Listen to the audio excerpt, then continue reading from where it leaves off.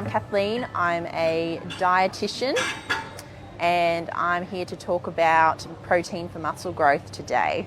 So I work for the company called Your Life, and what we do as dietitians is we mostly work with clients who have medical conditions or chronic diseases, but sometimes I do a little bit of sports dietetics. So today we're going to be doing a little bit of that. Protein for muscle growth is definitely something that we look at for in terms of sport and performance, but also for the general population as well. Sometimes elderly clients as well also want to get and ask questions about how much protein they need in a day, what's enough, what's too much, what foods is it in. If you have any questions about protein for muscle growth, just send them through and I'll do my best to answer them. But other than that, I will start chatting about some general topics on protein for muscle growth if anyone wants to learn about that. So, protein is one of our 3 macronutrients. So, in food, there is protein, fat, and carbohydrates. So, protein is one of the 3 macronutrients. We can use protein for energy, but its main function in the body is for growth and repair. So that does include muscle mass, but it also includes other things like our skin, our hair, our nails, parts of our internal organs, our blood vessels. Pretty much most of our body is somewhat composed of protein, so we use protein every day and we need some every day. But how much is enough? So if you're looking at building muscle, sufficient protein intake is what is required for building muscle, not necessarily a high protein diet. There is a difference. So consuming more protein won't necessarily lead to more muscle growth. For most people, the benefits of protein usually cap out at about 2.2 grams of protein per kilogram of body weight. So that depending on your body weight. So everyone's protein needs are different. So in terms of what everyone actually needs, is your protein requirements depend on your age, your physical activity levels and what type of physical activity you're doing, and then also your age and gender. So most people fall into the sedentary category. We don't really do that much exercise, less than 30 minutes of physical activity per day. So for most people, 0.8 grams of protein to 1 gram of protein per kilogram of their body weight is what they require per day to maintain their muscle mass. So that's their protein needs just at baseline. If you're an adult who exercises 3 times per week, specifically doing weight training, so going for a walk 3 times a week doesn't really count as high impact weight training exercises. So there is a difference between doing light physical activity and weight training. So if you're doing weight training, lifting weights 3 times a week, your protein needs are quite different from a sedentary person. So the recommended amount of protein for people doing weight training is 1.6 grams to up to 2.2 grams of protein per kilogram of body weight. And if you're someone who's over the age of 65, then your protein needs are actually a bit more than those people who are younger than you. So remembering that sedentary adults, their top end of their protein needs is 1 gram of protein per kilogram of body weight. So for adults over the age of 65, their protein needs actually 1.2 grams of protein per kilogram of body weight. So that's because as we get older, our body utilizes protein less effectively, so therefore we actually need a little bit more in order to maintain just what they have. So if someone's 75 and they're looking to just maintain the muscle mass that they have, they actually need to have 1.2 grams of protein per kilogram of body weight. So if you can grab a calculator, you can quickly suss that out, just like I can. Sometimes I do that as part of my job. I don't really do math in my head very well, so I like using a calculator. All right, moving on. So how do we actually build muscle? So building muscle, you need to have adequate protein intake. So let's talk about the actual process of how protein is utilized to build muscle mass. So that's through a process called muscle protein synthesis. So that describes how we eat protein, it's digested down into amino acids, which is the simplest form of protein. Then when muscle protein synthesis is activated, those amino acids are drawn out of the amino acid pool, which is basically where they get sent to sit for a while. And then the process, glues those amino acids together to form muscle proteins, and they get all wrapped up together in a little package, and then we have a muscle protein fiber. So our body can only effectively utilize 0.4 to 0.55 grams of protein per kilogram of body weight in one sitting to build muscle.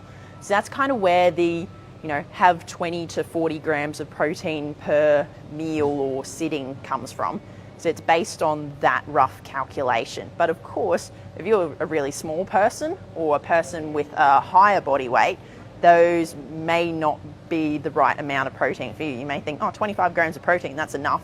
It might be too much or it might be too little, depending on individual circumstances. So sometimes that rough guideline is not appropriate for some people. All right, so building muscle. So we've talked about how we actually make muscles through muscle protein synthesis, but how do we actually get more muscle than what we had before? So during our day, there is a constant flux of muscle being built and muscle being broken down. So it's called muscle protein synthesis versus muscle protein breakdown. So when the balance of this is completely even, your muscle protein levels in your body will stay the same. So your muscle mass levels exactly the same. When there's more muscle protein synthesis than there is muscle protein breakdown, you will build more muscle. Whereas in the vice versa, if your muscle protein breakdown is more than your muscle protein synthesis, you will be losing muscle mass. So there is a balance here. So how do you, increase your muscle protein synthesis? One, exercise. So exercise stimulates muscle protein synthesis, as does protein intake. So consuming foods that contain protein before and after your workout, along with some form of carbohydrates to stimulate an insulin response. Insulin helps to set off the muscle protein synthesis process. So those are two key things there. Protein and carbohydrates before and after a workout to maximize muscle protein synthesis. To things that cause muscle protein breakdown, so that would be lack of sleep. So when you don't sleep enough, your body actually ends up increasing the amount of protein that it's breaking down. So you actually start to lose muscle if you're not getting enough sleep. If you're really stressed, stress increases the amount of muscle protein breakdown. If you're in a really large energy deficit, your body will use protein stores and break those down to use for energy if you're not getting enough energy from food. And then also injury or illness. So your protein needs actually increase when you're sick. So if you've got a cold, a flu, chest infection, your muscle protein synthesis will actually reduce and your muscle protein breakdown will increase because you're unwell, and your body will be using the protein that it's gotten from those processes to actually keep you alive and keep you well while you're fighting off that infection.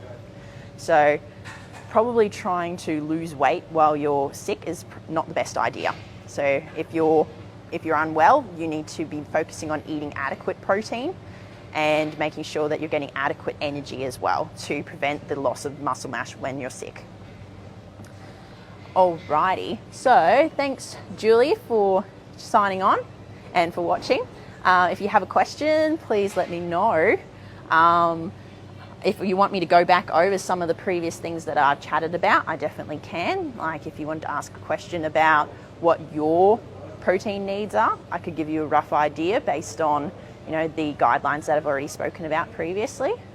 If you have a question about what foods contain protein or what foods you should be having around your workout for stimulating muscle protein synthesis, just let me know. And if you have any questions, I would love to hear them. I'll wait here for a few more minutes just to see who's got anything else to ask. Oh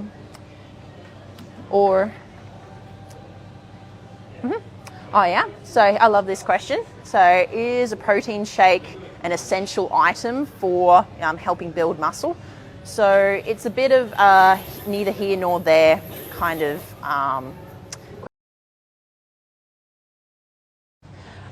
in terms of other things, you might utilise the yogurt and milk, which will provide both protein and carbohydrates in a fruit smoothie. So I know it's not really smoothie weather at the moment, but in summertime we're definitely utilising banana and skim cow's milk and some low-fat yogurt and maybe some mixed berries in a smoothie for a carbohydrate and protein fix before a workout. And being a liquid, usually liquids are digested a little bit faster than solid foods because it's already had the mechanical digestion done, so it's already smushed up into really, really small particles. So therefore, when you have it before your workout, it's going to be digested quicker than, say, a solid meal.